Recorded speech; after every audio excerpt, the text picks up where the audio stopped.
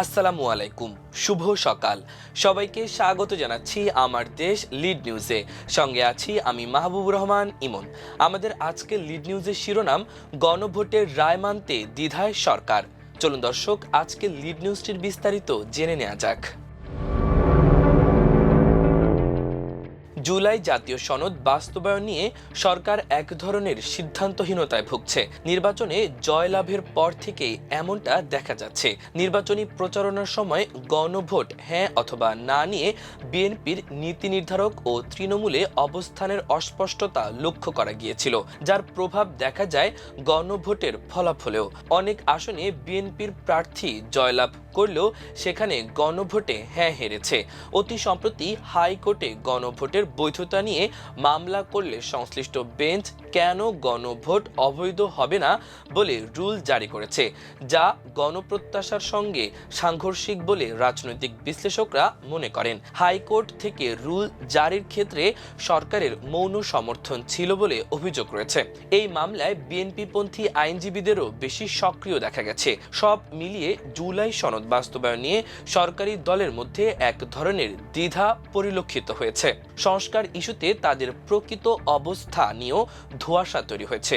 অবশ্য সরকার তরফ থেকে দাবি করা হয়েছে তারা স্বাক্ষরিত জুলাই সনদ বাস্তবায়নে প্রতিশ্রুতিবদ্ধ। সংসদে আলোচনার মাধ্যমে তারা এই প্রক্রিয়াকে এগিয়ে নিতে চায়। জুলাই জাতীয় সনদ বাস্তবায়ন আদেশ পর্যালোচনা করে দেখা গেছে সরকারি দল ইতোমধ্যে সংবিধান সংস্কার পরিষদের শপথ না নিয়ে আইন লঙ্ঘন করেছে।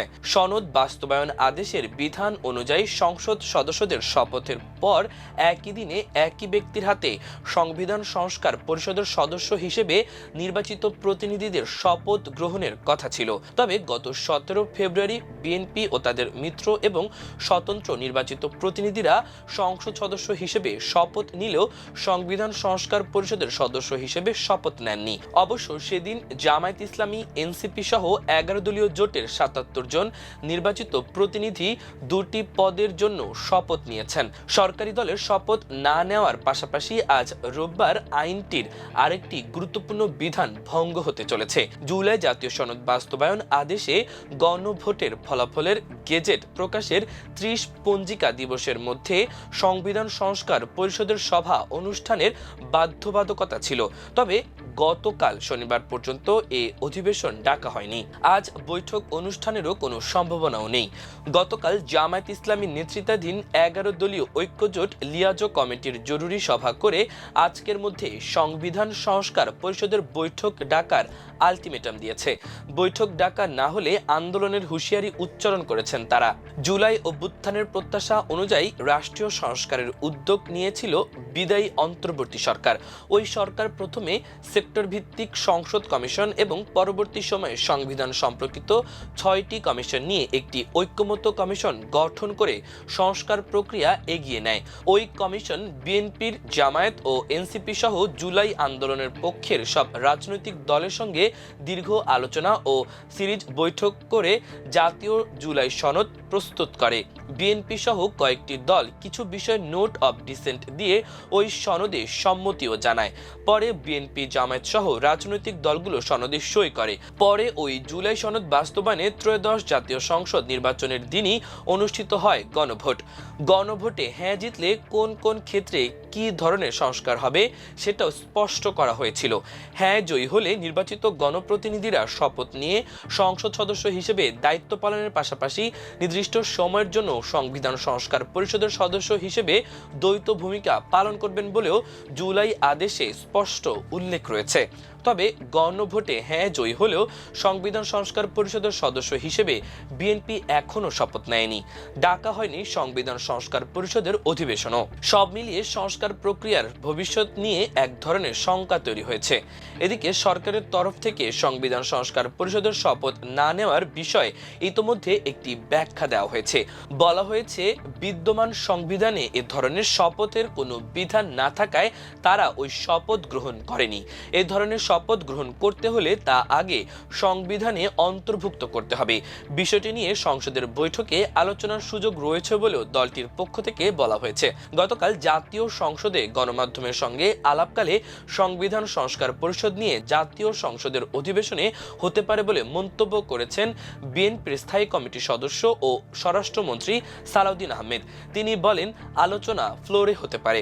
আইনমন্ত্রী আসাদুজ্জামান বলেন, বিএনপির ভাবনা সংসদে জানানো, সংসদ সমস্ত আলোচনার কেন্দ্রবিন্দু। এর আগে নির্বাচনের পরপরই 15 ফেব্রুয়ারি আনুষ্ঠানিক সংবাদ সম্মেলনে বিএনপির চেয়ারম্যান ও বর্তমান প্রধানমন্ত্রী তারেক রহমান বলেছিলেন, কয়েকটি বিষয় নোট অব ডিসেন্ট দিয়ে তারা জুলাই সনদে স্বাক্ষর করেছে। তারা জনগণের কাছে প্রতিশ্রুতিবদ্ধ প্রত্যাশিত প্রতিটি অঙ্গীকার পর্যায়ক্রমে বাস্তবায়ন করবে। এদিকে জুলাই সনদ বাস্তবায়ন প্রক্রিয়া নিয়ে সরকার ও বিরোধী দলের বিপরীতমুখী অবস্থানের মধ্যেই গণভোটের বৈধতার বিষয়টি আদালতে গড়িয়েছে।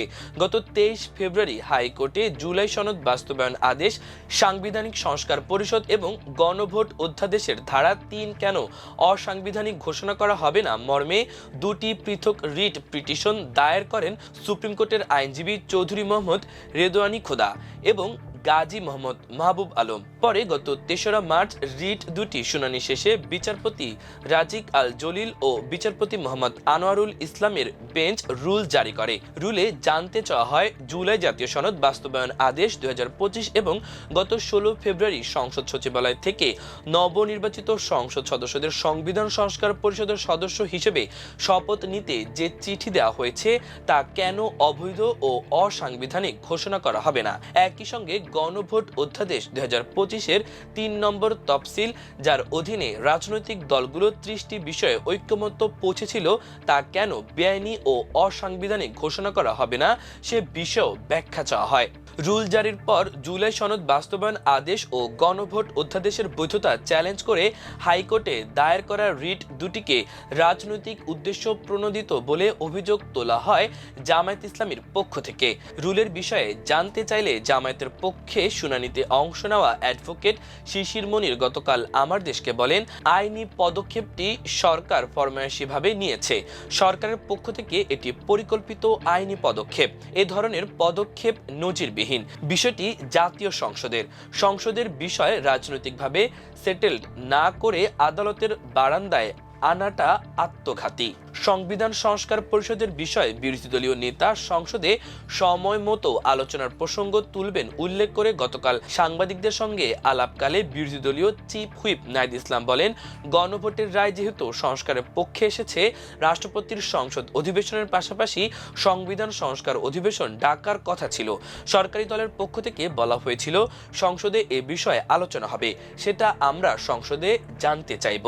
গতকাল জামায়াত ইসলামী নেতৃত্বাধীন 11 দলীয় ঐক্যের লিয়াজো কমিটির জরুরি বৈঠক শেষে জামায়াতের সহকারী সেক্রেটারি জেনারেল হামিদুর রহমান আজাদ বলেন, নিয়ম অনুযায়ী 30 দিনের মধ্যে সরকারের সংস্কার পরিষদের অধিবেশন ডাকার কথা, সেটি রোববার শেষ হবে। অবিলম্বে যেন সরকার এই অধিবেশন ডাকার ব্যবস্থা নেয়, না হলে জাতির কাছে তারা ক্ষমা পাবে না। রাজশাহী বিশ্ববিদ্যালয়ের রাষ্ট্রবিজ্ঞান বিভাগের অধ্যাপক ডক্টর তারেক ফজল আমার দেশকে বলেন, আইন অনুযায়ী 15 মার্চের মধ্যে সাংবিধানিক সংস্কার পরিষদের সভার বাধ্যবাধকতা রয়েছে। নির্বাচিত প্রতিনিধি হিসেবে বিএনপি সহ সবার এই সভা করাটা অনিবার্য দায়িত্ব। এক্ষেত্রে বিএনপির অংশগ্রহণ ও সহযোগিতায় যদি সভাটি না হয়, তাহলে অবশ্যই সেটা আইনের ব্যত্যয়, প্রশ্নযোগ্য, আপত্তিকর ও অগ্রহণযোগ্য হবে। সংস্কার প্রশ্নে বিএনপির অবস্থান স্পষ্ট নয় বলে মনে করেন বিশিষ্ট রাজনৈতিক বিশ্লেষক প্রফেসর মাহবুবুল্লাহ। আমার দেশকে দেওয়া এক প্রতিক্রিয়ায় তিনি বলেন, বিএনপির প্রত্যাশা অনুযায়ী সংসদ নির্বাচনের দিনই গণভোট অনুষ্ঠিত হলো, কিন্তু ভোটের পর দেখলাম জুলাই আদেশের নির্দেশনা অনুযায়ী তারা সংবিধান সংস্কার পরিষদের শপথ নিল না। সংস্কারের বিষয়ে তাদের অবস্থান স্পষ্ট দেখা যাচ্ছে না। বিএনপির উচিত হবে তারা কি করতে চায় সে বিষয়ে তাদের অবস্থান স্পষ্ট করা। প্রিয় দর্শক, আমাদের আজকের লিড নিউজের আয়োজন এ পর্যন্তই।